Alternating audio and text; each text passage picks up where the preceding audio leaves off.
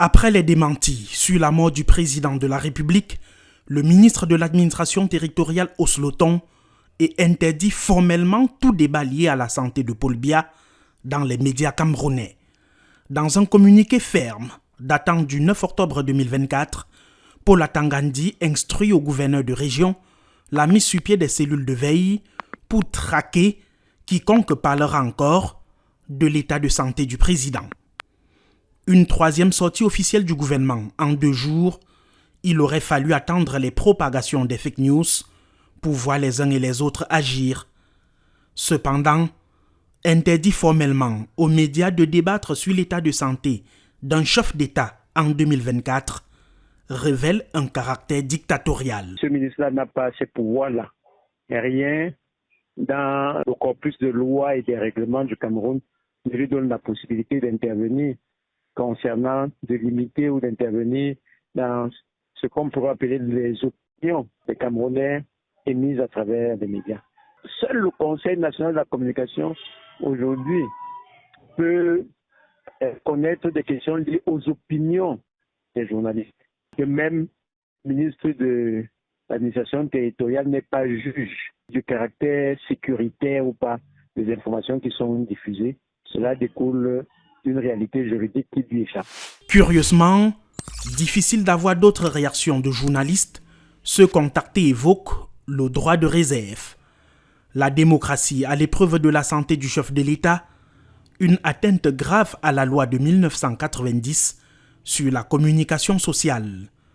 Le récent désistement de Joe Biden à se représenter à la présidentielle américaine est bien né du débat sur son état de santé fragile, mais diront certains, nous ne sommes pas aux États-Unis, mais au Cameroun. Rien n'interdit de parler de quoi que ce soit, mais à condition que dans les médias, qu'on diffuse des informations qui font sens, notamment par rapport à la démocratie. Il est tout à fait normal que des Camerounais s'intéressent à la santé du premier d'entre eux. S'il n'est pas en bonne santé, s'il est tout à fait normal qu'ils s'inquiètent et qu'ils veulent savoir, ou bien s'ils n'ont pas de nouvelles de lui, c'est tout à fait normal que les Camerounais puissent intéresser et donc que les médias puissent rapporter cette information-là.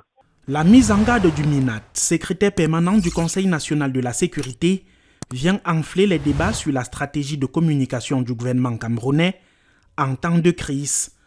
Entre dictature et contradiction, le ministre de la Communication a relevé que le chef de l'État s'est, je cite, accordé un bref séjour privé en Europe.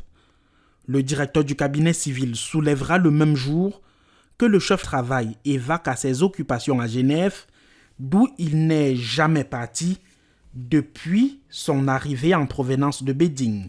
Fin de citation. Ceux qui suivent avec un intérêt particulier les déplacements de Paul Biya le savent si bien, les séjours privés ou les voyages officiels sont davantage signalés dans un communiqué.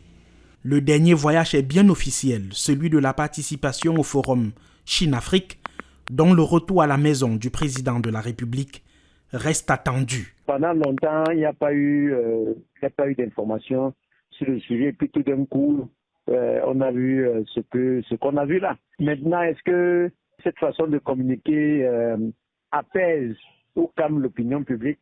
Vous êtes bien placé pour en juger.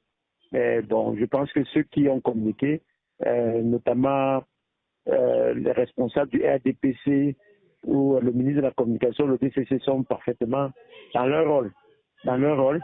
Mais simplement, la seule chose qu'on questionne, c'est l'efficacité de ce type de communication où surtout on a parfois des informations qui sont contradictoires. De vrais cheveux dans la soupe, une fois de plus, dans cette série-là, c'est cette sortie du ministre Atangandi, qui n'est pas au premier dérapage du genre concernant les médias. Faut-il donc croire au séjour privé évoqué par René Emmanuel Sadi ou à la vacation à cet âge présidentiel selon Samuel Mvondo Ayolo? L'interdiction de débattre de Paul Atangandi semble davantage enfoncer le clou sur la situation et la position exacte du président Paul Biya. Les Camerounais ont bel et bien le droit de savoir comment se porte leur chef, âgé de 91 ans.